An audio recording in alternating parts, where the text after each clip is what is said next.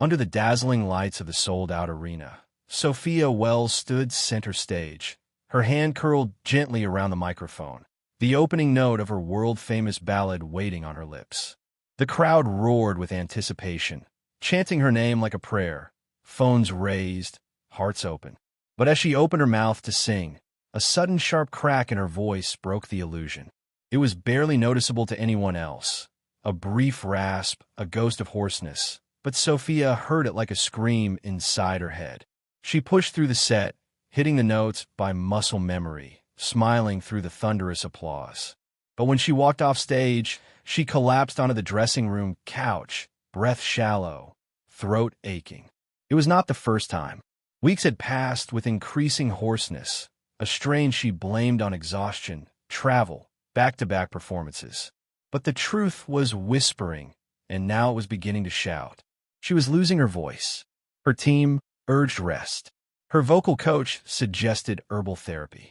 But something inside Sophia told her this was not just fatigue. She made the appointment in secret. The private clinic in Seattle welcomed her without fanfare. Dr. Rivera was professional and kind, but his face grew grave after the laryngoscopy. "There's a benign tumor on your vocal cord," he said gently, sliding an image across the desk. Sophia stared at the ultrasound. "A shadow. A flaw. It's not cancer," he continued, "but it needs to be removed surgically. Left untreated, it could damage your voice permanently." "And the surgery?" she asked, her hands cold. "There's risk. Even with the best technique, there's no guarantee your vocal range will return to what it was. You may still sing, but—" She did not hear the rest. Just one phrase echoed in her mind. No guarantee. She thanked him, left the office, and sat in her car for almost an hour, staring at the steering wheel. A million thoughts swirled, but none louder than one question. If I am not the voice, then who am I? Sophia Wells, the name on platinum records, on billboards in neon outside stadiums, was built around a sound, a voice hailed as divine, healing, once in a generation. It was not just her gift. It was her identity, her currency, her connection to her late mother, who once sang her to sleep with the same lullabies she now sang to millions. She postponed the surgery 3 times, but the 4th time she signed the consent form with a hand that shook and eyes that burned. The night before the procedure, Sophia sat alone in her penthouse apartment, the city skyline blinking like stage lights in the distance. In front of her on the coffee table sat a simple black microphone, the first one she had ever used professionally, scratched at the base from years of touring. She picked it up slowly, cradled it like something sacred, and whispered into it, "Are you still mine?" Her voice came out cracked, raw. She clutched the mic to her chest and finally let the tears fall. Real, unfiltered sobs that racked her whole body. "If I can't sing," she whispered into the emptiness, "then what's left of me?" In the sterile white of the surgical suite the next morning, Sophia lay on the operating table, surrounded by masked faces and machines that beeped steadily. She did not speak. She did not joke. She only looked once at the ceiling light above her and closed her eyes. 12 hours later, she woke to the sound of monitors and the scent of antiseptic. A nurse leaned over her. "Sophia, you're awake." The surgery went well. Sophia tried to speak. Nothing came out. She felt the fire in her throat, the bandage at her neck, the soreness in her chest. Not from the incision, but from something deeper. The surgeon visited her an hour later. Everything went as planned. The tumor was removed cleanly. "You'll need weeks of complete vocal rest, then gentle therapy." She nodded once. He smiled. "You'll sing again, Sophia, but it will take time." She nodded again, but her eyes said something else. She spent the first night staring at the ceiling of her hospital room. No television, no music, no phone, just silence. When a nurse came in the next morning with a tray and asked how she was feeling, Sophia picked up the pen and paper left by her bed. She didn't write anything. She just stared at the blank page. And in that moment, she decided she would not speak. Not until she was sure.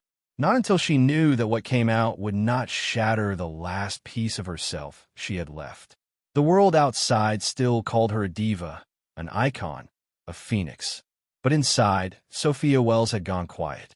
Not just in voice, in soul. Dr. Nathan Harper did not know he would be assigned to Sophia Wells until he walked into her room and saw her sitting by the window. Her back straight, her gaze distant, her silence deafening. Her name was printed neatly on the chart he held in his hand. Sophia Wells, vocal cord surgery, high-profile patient, no complications, but voluntary mutism since recovery. Nathan had heard her name, of course. Who hadn't? But he was not the type to worship celebrity. Fame, in his opinion, was often a distraction from truth.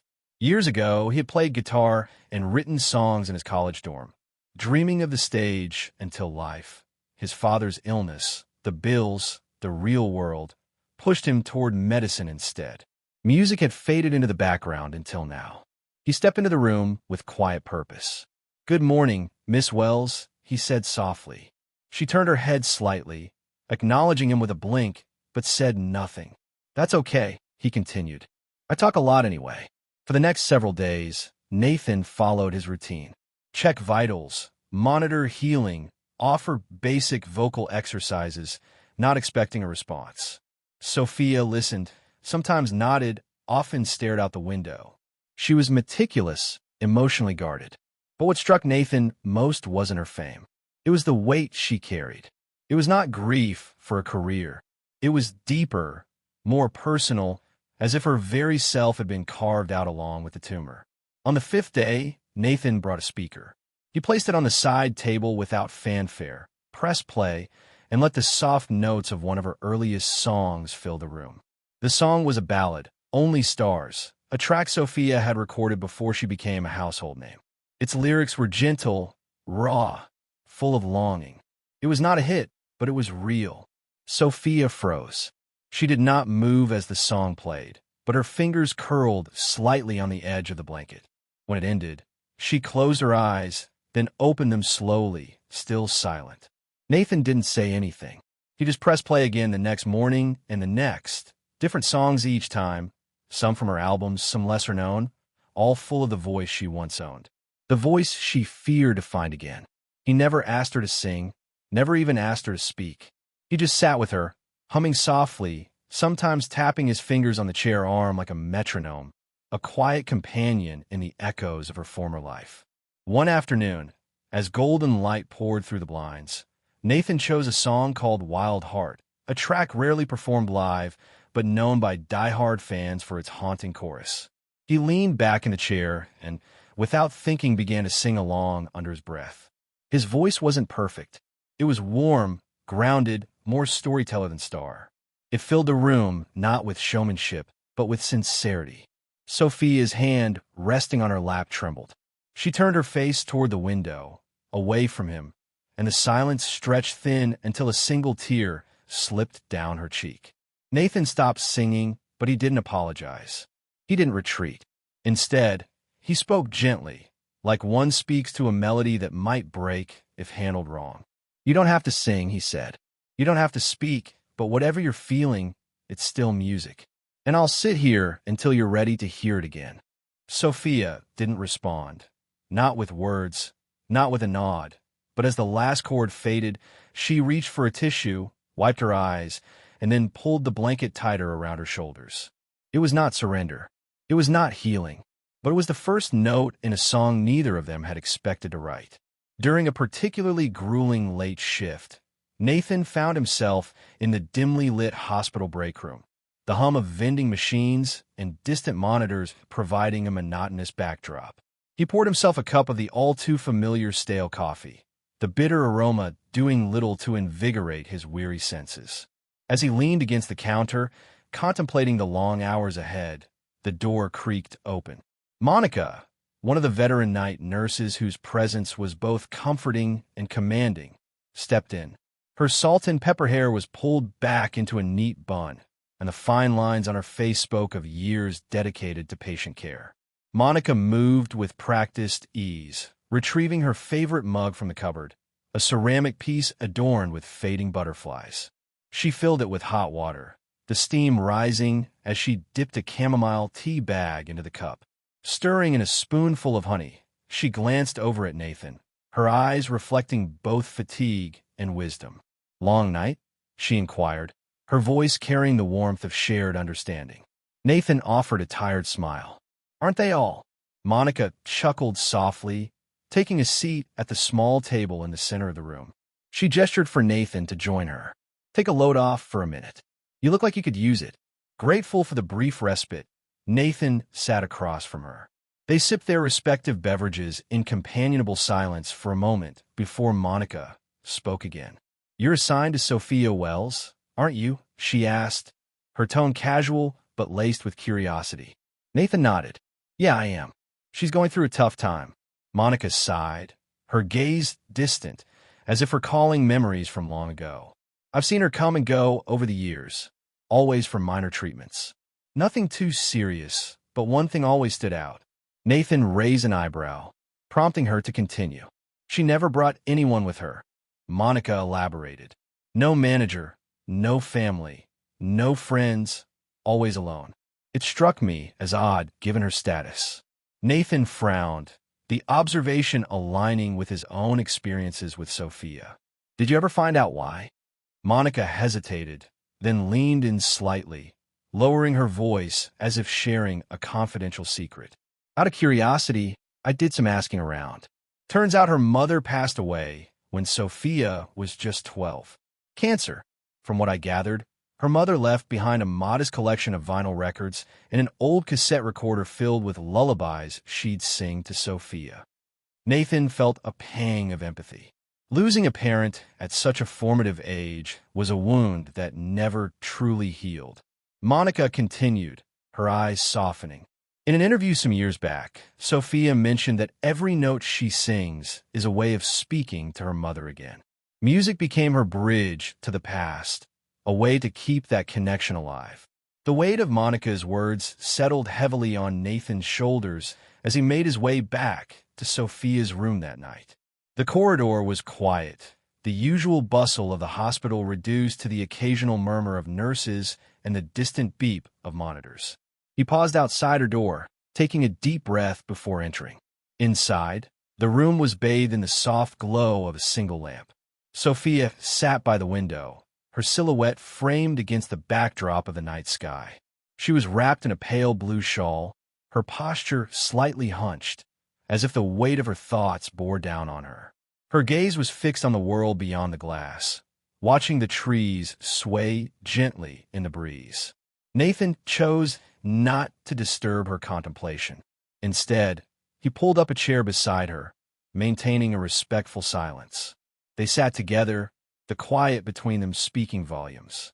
It was a language of shared understanding, of unspoken support. The following morning, Nathan arrived with a small package in hand. It was wrapped in a black velvet pouch, the material soft against his fingers. He placed it gently on her bedside table, accompanied by a folded note, before retreating to allow her the space to discover it on her own terms. When Sophia awoke, the glint of the pouch caught her eye. She reached out, her fingers hesitant as they unfolded the note. The message was simple yet profound. A voice can rest, a voice can break, but music finds another way. And curiosity piqued. She opened the pouch to reveal a miniature ukulele. The instrument was a masterpiece of craftsmanship. Sleek, polished cherry wood with nylon strings. Along the neck, delicate engravings of tiny birds in flight added an ethereal touch. Sophia's breath caught in her throat. She stared at the instrument, a myriad of emotions flickering across her face. Memories of her mother's lullabies, the vinyl records, the old cassette recorder, all came rushing back. Yet, she couldn't bring herself to touch it. Not yet. Nathan, sensing her need for solitude, refrained from visiting her room that day or the next. He understood the magnitude of what he had given her and the space she needed to process it. On the third day, as he approached her room, a gentle melody reached his ears. Peering through the slightly ajar door, he saw her. Sophia was seated upright, the ukulele cradled in her lap. Her fingers moved tentatively over the strings, producing soft, clumsy notes. There was uncertainty in her movements, but also determination. She repeated the same progression over and over, the simplicity of the tune resembling a lullaby. She didn't sing. She didn't hum. But there was a light in her eyes that hadn't been there before. Nathan chose not to intrude. He watched from the doorway, a sense of hope blooming within him. That evening, as he settled into the recovery lounge, he noticed a sticky note affixed to his desk. The handwriting was neat, precise. It doesn't sound like much, but feels like breathing. A smile tugged at the corners of his lips. He carefully removed the note, tucking it into his wallet, a token of progress, of resilience. In the days that followed, the gentle strains of the ukulele became a familiar sound in the ward. Nurses would pause outside Sophia's room, drawn to the delicate music that floated through the halls. It was as if the instrument had become an extension of her soul, expressing what words could not. Though Sophia remained silent, her music spoke volumes, and Nathan, perhaps more than anyone, understood the significance. He too had once set aside his own musical aspirations, believing that healing could only come from medicine, not melody. But witnessing Sophia's journey reignited something within him. Not regret, but recognition. They were two souls who had tried to silence their own songs only to realize that music was an inseparable part of their being. And maybe, just maybe, they could find their way back to it. Together. The afternoon sun slanted through the high windows of the rehabilitation wing, casting soft gold across the worn floor tiles and rows of empty chairs. The hospital's piano, rarely touched, sat tucked in the corner near the indoor garden, a modest upright, slightly out of tune, but still holding warmth in its keys. Nathan sat down quietly, fingers brushing the ivory with gentle familiarity. He had passed by it a dozen times, always resisting the impulse. But today, something in him said now. Maybe it was the way Sophia had lingered by her door longer that morning, ukulele still in hand, or the way she had looked at him yesterday, not distant, not broken, just afraid to believe. He started to play. The melody drifted out slowly, one of her own songs, Ashes and Air, a ballad from her third album, written in the wake of a heartbreak the tabloids had milked dry.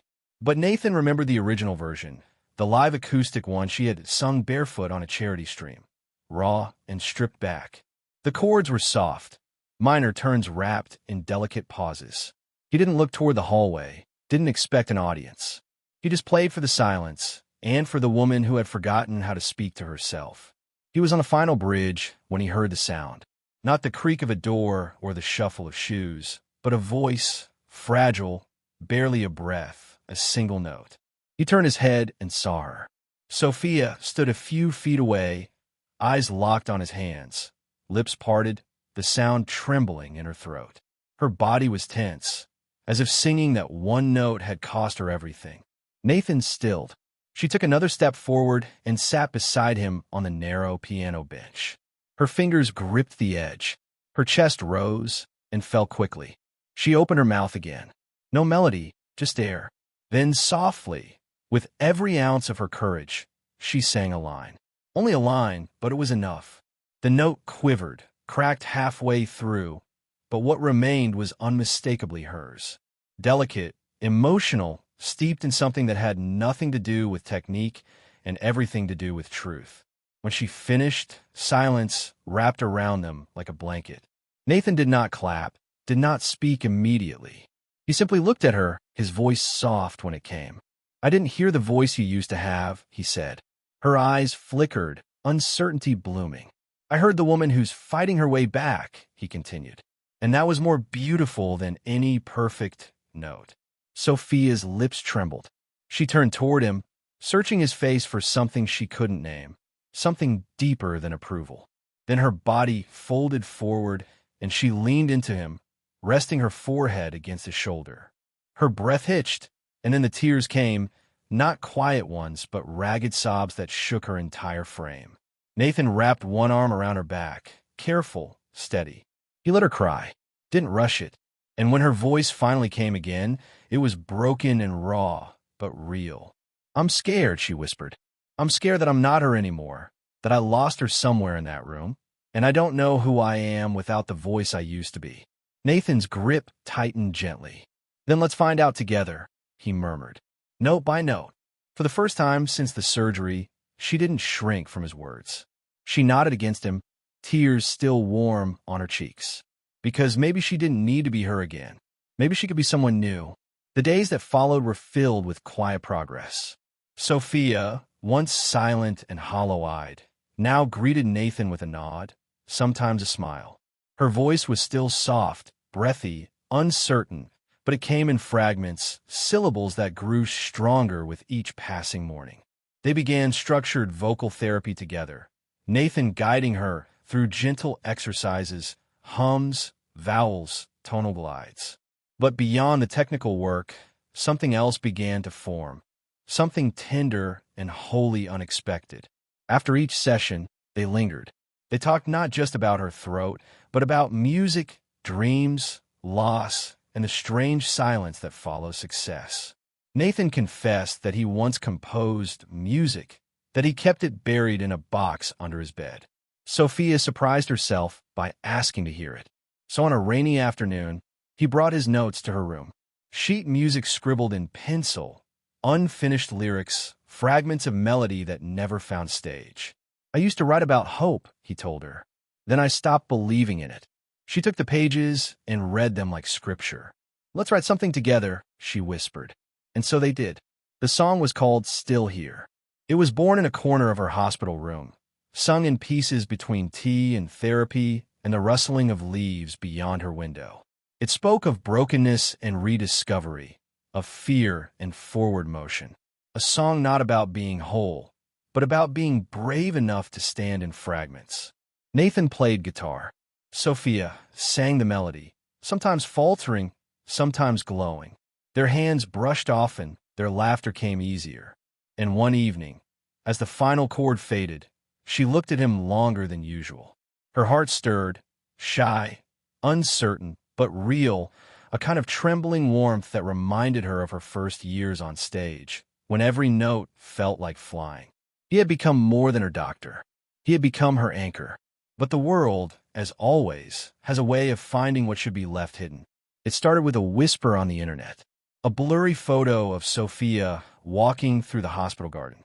A fan who worked as a part-time lab tech had recognized her despite the scarf, despite the distance. Within hours, entertainment sites exploded with headlines. Sophia Wells hiding in private clinic? Health scare confirmed. Mystery doctor close to fallen star. New romance brewing? Reporters showed up outside the hospital gates. Cameras, microphones, voices shouting questions into the wind. Nathan was summoned to the administration office. We need to protect patient privacy, they told him. I know, he replied. That's why I won't let anyone near her. He went to Sophia's room afterward. She was sitting on the edge of her bed, pale and still, a laptop open beside her. The screen glowed with headlines. I'm sorry, Nathan said quietly.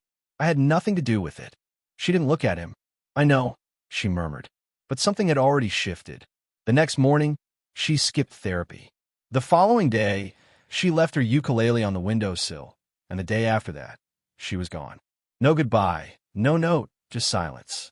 Nathan stood in the now empty room, the morning sun cutting sharp lines across the floor, and stared at the neatly folded blanket on her bed. He picked up the ukulele, ran a finger across its strings. She had walked away from the world once. Now she had walked away from him.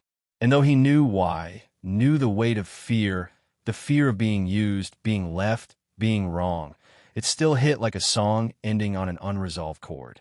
He sat on the edge of the bed and whispered the first line of Still Here to the empty room. And this time there was no voice to answer back. Nathan's apartment was small, the kind of place meant more for sleeping than living. But lately, it had become a shrine to things unsaid. The walls, once filled with music, felt hollow now. Books stacked in corners, half-drunk cups of coffee on the windowsill, a neglected plant leaning toward the last of the sunlight. It all told the story of a man trying to hold something together when a part of him had already unraveled. The golden light of the setting sun slanted through the blinds, painting stripes across the floor and the front of his shirt. He sat hunched on the edge of his couch, his guitar balanced against his leg like an old friend he no longer knew how to speak to. His fingers moved on instinct, tracing over the strings with the hope that a melody might rise up and carry him out of the ache inside his chest. But every time he found a rhythm, it collapsed. Every lyric dissolved. Every chorus died mid-breath. He strummed, stopped, strummed again, stopped. The silence that followed each attempt was heavier than the sound that came before. The ukulele still sat on his desk, untouched. It gleamed faintly in the dying light, a symbol of what had begun and what had been lost. Its presence filled the room more than music ever could now. Every time he looked at it, he remembered her hands over the strings, the way her eyes lit up, not with perfection, but with presence, with permission to begin again. But she was gone. He had searched for her, typed her name into every search engine, combed through headlines, social media, old articles. Nothing. No sightings, no news, no comeback interviews. It was as if she had vanished into thin air, just as she had once appeared. A week passed. Each day bled into the next. Work, eat, try to play, fail, sleep, barely, repeat. Then one evening, as he climbed the stairs to his apartment, worn from another double shift and carrying takeout he barely had an appetite for, the doorbell rang. He froze. When he opened it, Monica stood there, out of breath but smiling softly, her nurse's badge still clipped to her scrubs. She held a slim envelope in her hands. "She asked me to give you this," she said gently. Nathan took it, his fingers already trembling before he broke the seal. Inside was a single sheet of music paper. No lyrics, just a melody line, hand-drawn, tentative, and full of breath. At the top, Sophia's handwriting read, "Still here, unfinished but waiting." Below it, in her softer, slanted print, "If you ever want to hear this again, find me where there are no lights, no stage, just heart." He read the words once, twice, a third time. His chest tightened, not with sorrow, but with the recognition of something deeper. She hadn't left him because she no longer cared. She had left because she was terrified of how much she did.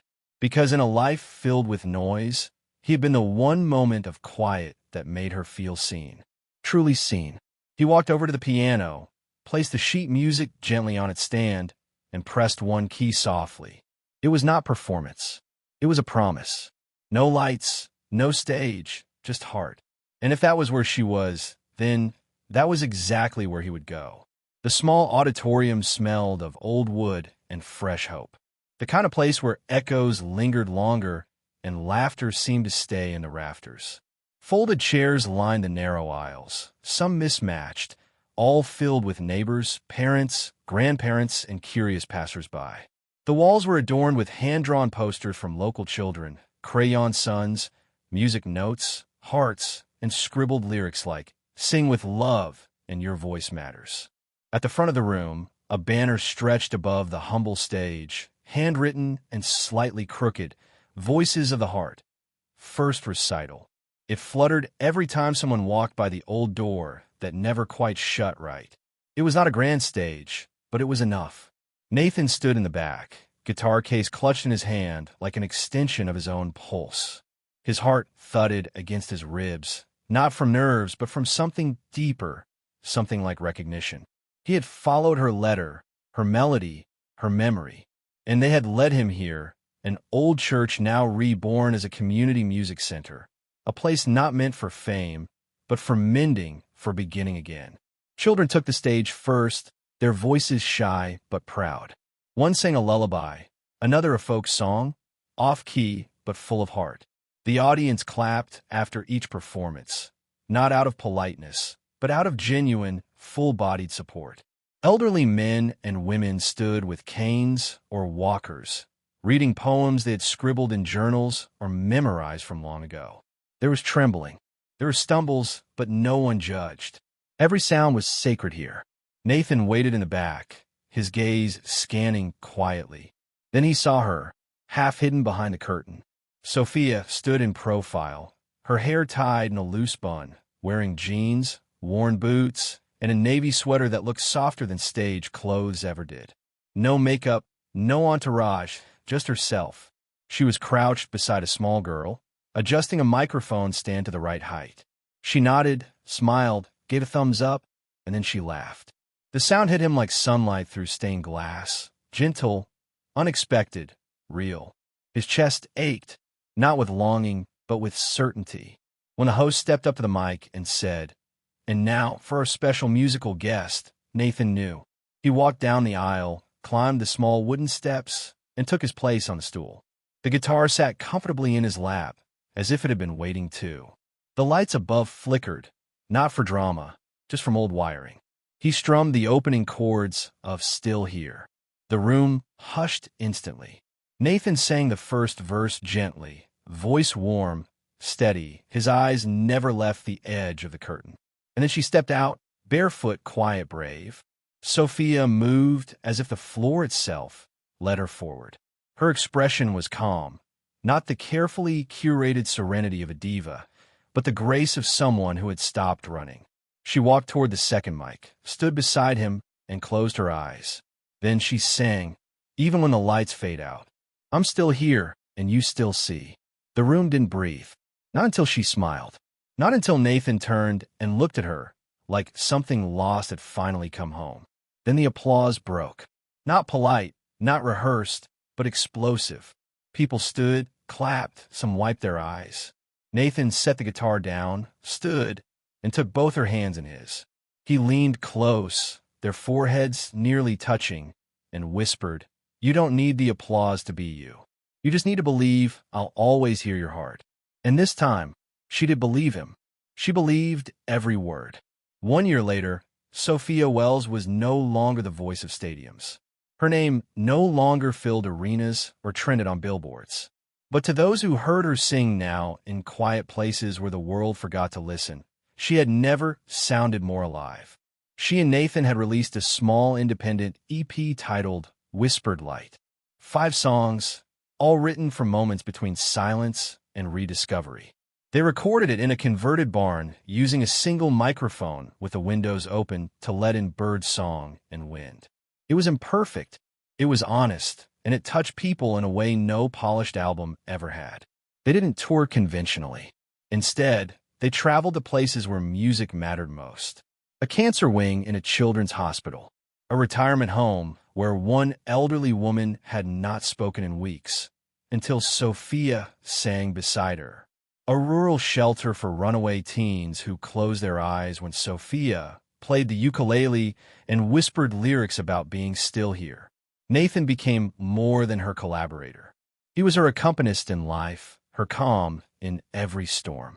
They learned to travel light, carrying guitars, a single amp, notebooks filled with half songs, and small dreams.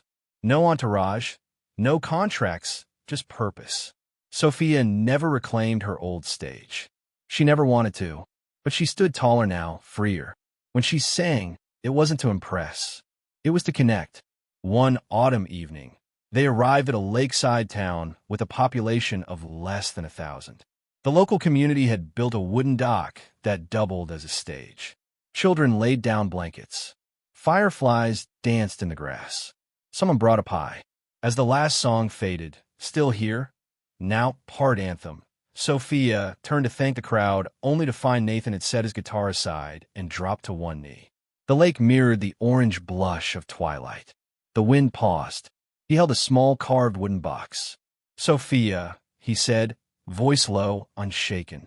"I don't want to be your spotlight or your stage. I just want to stand beside you wherever the song goes next."